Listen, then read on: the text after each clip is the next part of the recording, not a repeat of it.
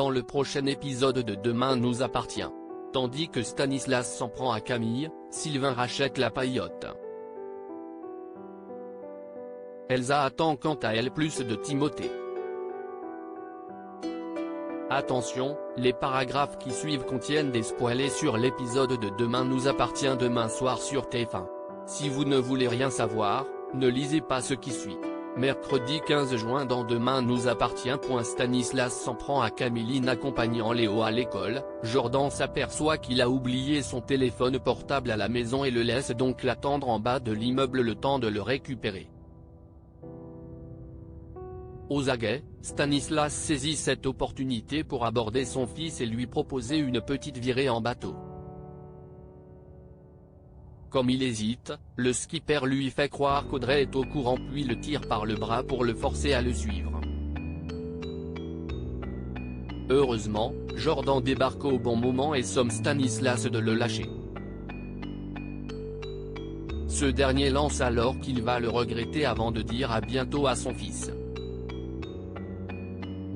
Paniqué, Jordan appelle immédiatement sa mère pour la prévenir que Beaumont a essayé d'enlever Léo. Après avoir demandé à ses enfants de rentrer à la maison et de s'enfermer à double tour, Audrey quitte le Spoon en trombe pour les rejoindre. Sur place, elle prend immédiatement Léo dans ses bras et lui explique que Stanislas est un homme violent qui a fait du mal aux gens. Toutefois, Audrey jure qu'ils sont là pour le protéger. À partir de maintenant, la famille Roussel se relaiera pour emmener Léo au collège afin qu'il ne soit plus jamais seul dans la rue. Pendant ce temps, le commandant Constant interroge Yannick Deren qui confirme avoir acheté le bateau de Stanislas sur un site de vente entre particuliers. La police comprend donc que Stanislas n'a jamais fait naufrage et qu'il a tout organisé pour s'incruster dans la vie de Raphaël. Avec l'argent du bateau, celui-ci a désormais les moyens de quitter la ville et la police va devoir mettre les bouchées doubles pour le retrouver très rapidement. Plus tard, Audrey et Jordan débarquent au poste pour informer le commandant Constant de la tentative d'enlèvement de Léo. Malheureusement, le policier ne peut pas l'interpeller sans preuve formelle. Toutefois, Martin promet de le convoquer pour tirer cette histoire au clair. De son côté, Raphaël a appris par son père qu'Audrey avait porté plainte pour tentative d'enlèvement et réalise qu'elle ne peut pas rester avec un homme qui risque de faire du mal à sa fille. Pour la protéger, Raphaël a donc choisi de mettre un terme à sa relation avec Stanislas et de lui demander de partir de chez elle. Pour la soutenir, Chloé décide de l'accompagner. Quand elles arrivent chez Raphaël, elles surprennent Stanislas en train de voler les bijoux de l'avocate. Tandis que la mère de Camille menace d'appeler la police, le skipper rétorque qu'elle ne le fera pas car elle est encore amoureuse de lui. Et de préciser que ce n'est qu'un dédommagement pour avoir été contraint de faire croire à une pauvre fille comme elle qu'il aimait.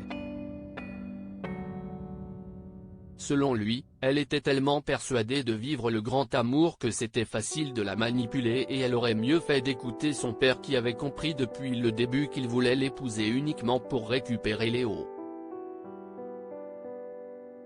Au moment où Raphaël lance qu'il ne reverra jamais son fils, Stanislas rentre dans une colère noire. Chloé tente bien d'appeler la police mais il lui arrache le téléphone avant de se montrer particulièrement menaçant. Peu après, Camille rentre à la maison, ce qui fait fuir Stanislas. Quelques minutes plus tard, ce dernier est au volant de sa voiture les mains ensanglantées. Non loin de là, Raphaël est en pleurs. Et pour cause, Camille est gravement blessée. Inconsciente sur le sol, elle semble avoir été poussée sur une table en verre. Sylvain rachète la paillote. Ne supportant plus de tourner en rond, Sylvain s'est mis en tête de trouver un travail.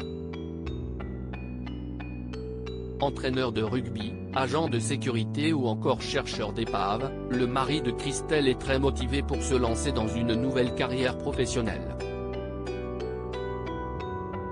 Lorsqu'Alex lui conseille de racheter la concession de la paillote, Sylvain s'imagine déjà restaurateur.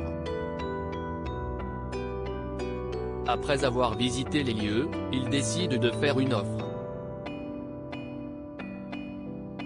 Pour sa part, le fils Valorta lui conseille de demander l'aide de Charlie, mais Sylvain ne veut pas tout mélanger. Le maître des lieux, ce sera lui.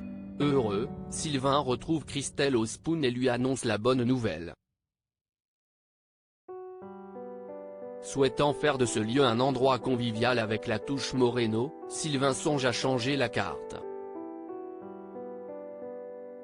S'il rencontre le succès, il envisage même de viser plus haut en ouvrant son propre restaurant. Quand Charlie arrive, le couple lui apprend qu'ils reprennent la paillote. La jeune femme le met alors en garde sur la difficulté du métier, mais Sylvain n'a pas peur. Il se dit même certain qu'il va réussir à en faire quelque chose de bien. Comme Charlie ne lui donne pas 3 jours avant de jeter l'éponge, Sylvain choisit de relever le défi. Elsa attend plus de Timothée. Victor aimerait emmener son fils à Chypre ou en Italie pour les vacances d'été. Malheureusement, Timothée n'aime pas vraiment voyager et préfère rester à Sète pour trouver du travail. Au lycée, Elsa s'est plantée à son devoir sur table. Craignant de ne pas passer en 2e année, Timothée tente de la rassurer en faisant appel à son sens logique afin qu'elle puisse mieux contrôler ses émotions. Toutefois, ce n'est pas ce dont elle a besoin et elle lui reproche d'être incapable de la réconforter quand elle va mal. En effet, Elsa a besoin de sentiments, d'empathie et d'intelligence émotionnelle. Des choses que Timothée ne pourra jamais lui apporter. Aussi préfère-t-elle mettre un terme à leur histoire. En colère, Timothée rentre chez lui et se confie à son père. Pour reconquérir le cœur de sa belle, Victor lui conseille de l'ignorer. S'il semble d'abord déterminé à suivre les conseils de son père, Timothée finit par donner rendez-vous à Elsa à la plage. Après lui avoir présenté ses excuses, il assure qu'il fait des efforts. Dans la mesure où il ne pense pas à lui dire qu'il l'aime, le fils de Victor a l'idée de se mettre une alarme sur son téléphone pour le lui dire plus souvent. Elsa l'encourage également à en mettre une pour qu'il l'embrasse plus souvent. Une fois qu'ils auront terminé leurs examens et qu'ils seront plus détendus, Elsa aimerait qu'ils fassent l'amour. Timothée jugeant que c'est une bonne idée, ils s'embrassent pour sceller leur réconciliation.